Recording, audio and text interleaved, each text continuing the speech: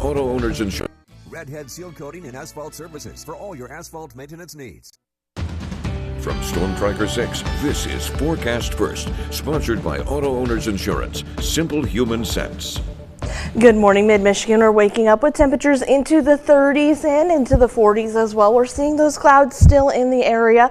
Around 38 degrees here in Lansing and Grand Ledge, 42 in Jackson, 43 degrees down in Hillsdale. Satellite radar still showing those rain showers right to our south. Those will make their way in throughout the rest of the morning, and we'll eventually see those cloudy skies continuing over the next couple of hours with rain showers returning by this afternoon. The full details coming up in just a little bit. 6 News This Morning starts right now. WLNS is here for you, celebrating 75 years of bringing you the news with 6 News This Morning. Well, good morning, Mid-Michigan, and thank you for waking up with us today. It's Sunday, and may the 4th be with you. I'm Dalen Huff, and we're here for you now with this morning's top stories.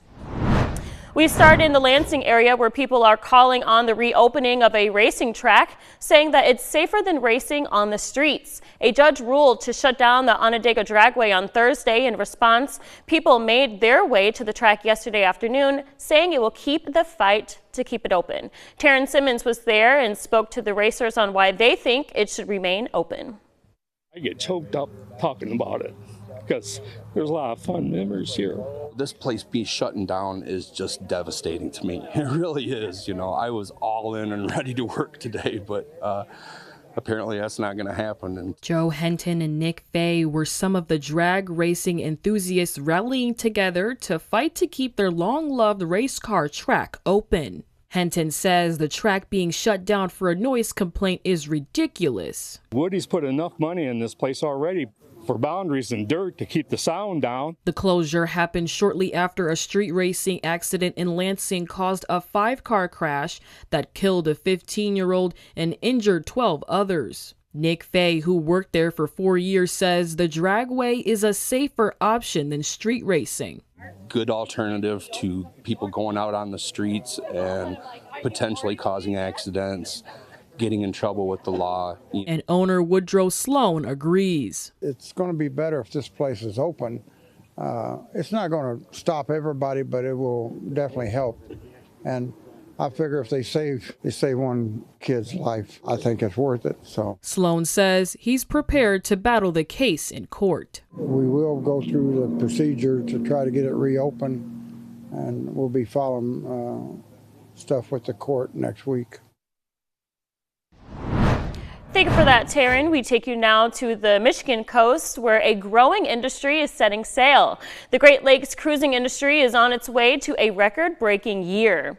Ships are already taking on the water and passengers across the Great Lakes and stopping at Michigan ports like Detroit, Mackinac Island, Houghton, Marquette, and Muskegon. 6 cruise lines will make a total of 700 stops in Michigan this year. That's a 30% jump from last year. Cruise lines have seen Michigan towns as a growing market for years now, and more Michigan towns are considering whether to build docks in order to handle bigger boats.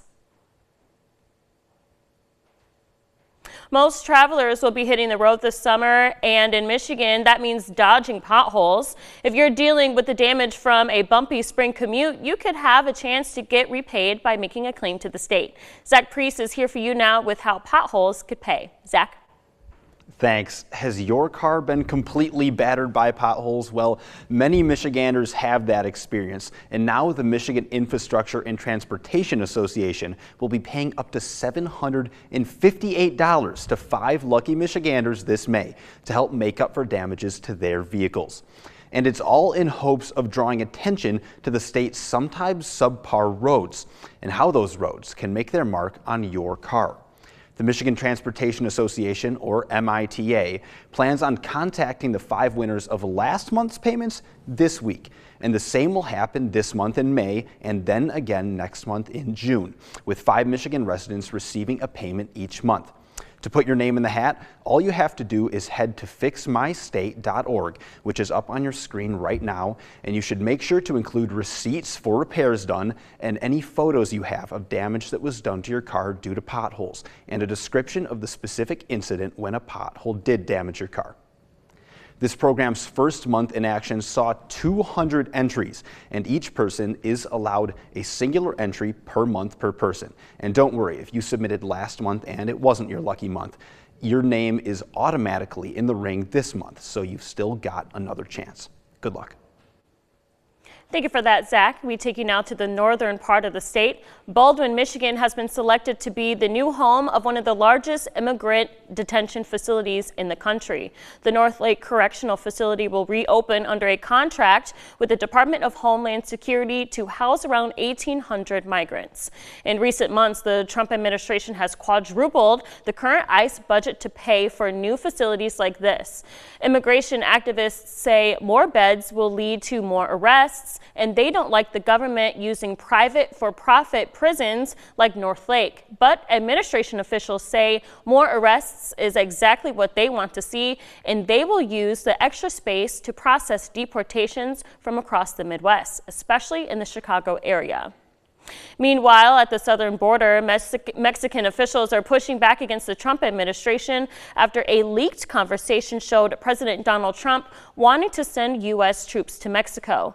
In those discussions, the Mexican president said no, adding that sovereignty cannot be sold. President Trump wanted approval from the Mexican government to send troops as a way to fight against drug traffickers. The administration considers these groups to be international terror organizations, but Mexico's president told reporters that wasn't necessary, saying that she wants to see more collaboration and information sharing between law enforcement agencies instead. Mexico has already sent 10,000 soldiers to help reinforce the border. From Storm Tracker 6, this is Weather on the Sixes, sponsored by Auto Owners Insurance. Simple human sense. Well, it was a little bit of a chillier start to the morning this morning, with temperatures area-wide into the upper 30s to low 40s across the area. We're also noticing some spots have some clouds, others don't. Here in Jackson, we're looking at some clouds across the sky. Temperatures are into the 40s. Thanks to those clouds, we're going to continue to see a little bit warmer conditions as we head towards the south and closer to the state line. But here in the Lansing area, where we had a little bit of some clearing, temperatures are into the 30s, 38 degrees in Lansing, 37 in Ionia, 39 in Charlotte, 42 in Jackson, and 43 in Hillsdale. Satellite radar you can see those clouds are mainly focused towards I-94, points south, points north. That's where we're having some clear skies, so it's a little bit cooler as you head to the north. Overall, though, we're looking at this low pressure system, and it's going to stay there for quite some time, allowing for multiple rounds of some rain showers over the next couple of days. The first round comes in later this afternoon. In fact, I think we'll stay dry until about 1 o'clock. And then, as you see, Jackson, Hillsdale, you guys are first on the list for the rain showers. For the Lansing area, we'll be probably seeing some showers around dinner time. Now, if you're a fan of the Star Wars, may the 4th be with you. We're going to continue to see those showers into the forecast around 59 degrees for today. I think, like I mentioned, the first half of the day will be dry for points here in the Lansing area.